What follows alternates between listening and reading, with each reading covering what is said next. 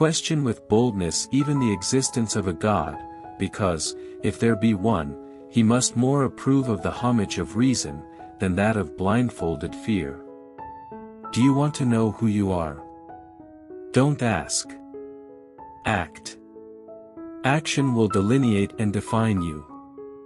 Walking is the best possible exercise. Habituate yourself to walk very far. It does me no injury for my neighbor to say there are 20 gods or no God. Be polite to all, but intimate with few. History, in general, only informs us of what bad government is.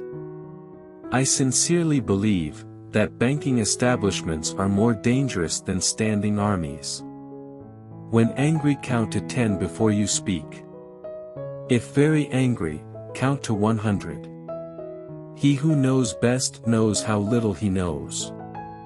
The earth belongs to the living, not to the dead. Honesty is the first chapter in the book of wisdom. Whenever you do a thing, act as if all the world were watching. If a nation expects to be ignorant and free, in a state of civilization, it expects what never was and never will be. The tree of liberty must be refreshed from time to time with the blood of patriots and tyrants. The most successful war seldom pays for its losses. One man with courage is a majority. One travels more usefully when alone because he reflects more. Leave no authority existing not responsible to the people. I tremble for my country when I reflect that God is just, that his justice cannot sleep forever. I like the dreams of the future better than the history of the past. Nothing can stop the man with the right mental attitude from achieving his goal, nothing on earth can help the man with the wrong mental attitude.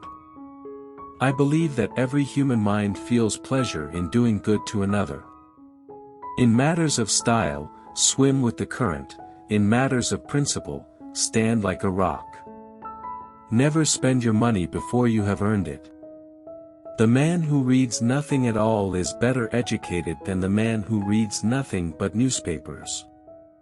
When we get piled upon one another in large cities, as in Europe, we shall become as corrupt as Europe. Educate and inform the whole mass of the people. They are the only sure reliance for the preservation of our liberty. He who knows nothing is closer to the truth than he whose mind is filled with falsehoods and errors.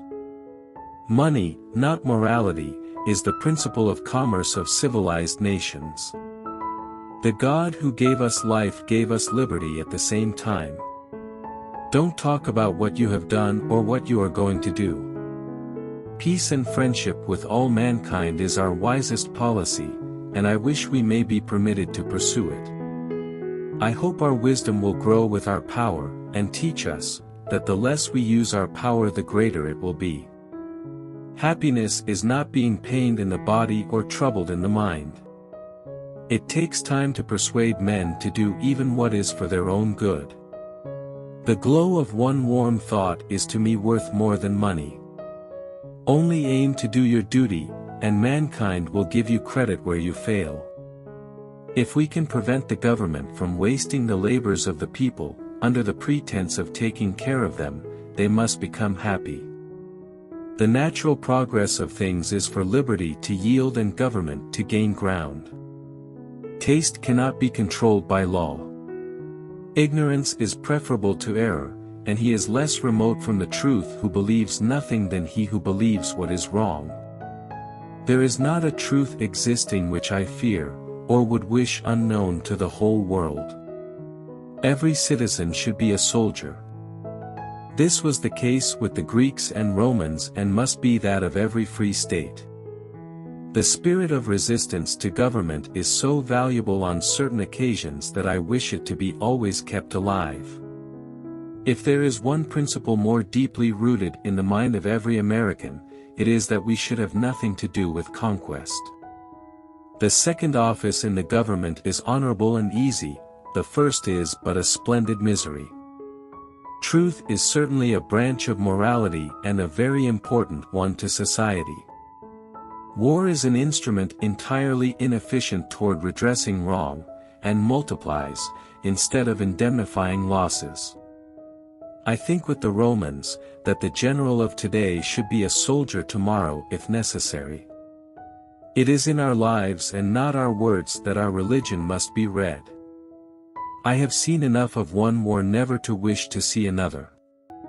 Difference of opinion is advantageous in religion.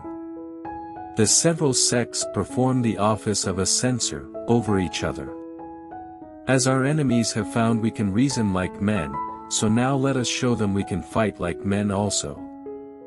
Rightful liberty is unobstructed action according to our will within limits drawn around us by the equal rights of others. I do not add, within the limits of the law, because the law is often but the tyrant's will, and always so when it violates the rights of the individual. Experience hath shown, that even under the best forms of government those entrusted with power have, in time, and by slow operations, perverted it into tyranny. Determine never to be idle. No person will have occasion to complain of the want of time who never loses any. It is wonderful how much may be done if we are always doing. Merchants have no country. The mere spot they stand on does not constitute so strong an attachment as that from which they draw their gains. How much pain they have cost us, the evils which have never happened. Commerce with all nations, alliance with none, should be our motto. I never considered a difference of opinion in politics, in religion, in philosophy, as cause for withdrawing from a friend. It is incumbent on every generation to pay its own debts as it goes. A principle which if acted on would save one half the wars of the world. Mankind is more disposed to suffer, while evils are sufferable than to right themselves by abolishing the forms to which they are accustomed. Nothing gives one person so much advantage over another as to remain always cool and unruffled under all circumstances. Dependence begets subservience and venality, suffocates the germ of virtue, and prepares fit tools for the designs of ambition. Sometimes it is said that man cannot be trusted with the government of himself. Can he, then be trusted with the government of others? Or have we found angels in the form of kings to govern him? Let history answer this question. I hope we shall crush in its birth the aristocracy of our moneyed corporations which dare already to challenge our government to a trial by strength and bid defiance to the laws of our country. A wise and frugal government, which shall restrain men from injuring one another, shall leave them otherwise free to regulate their own pursuits of industry and improvement, and shall not take from the mouth of labor the bread it has earned. Which quotation do you like the most? Don't forget to subscribe.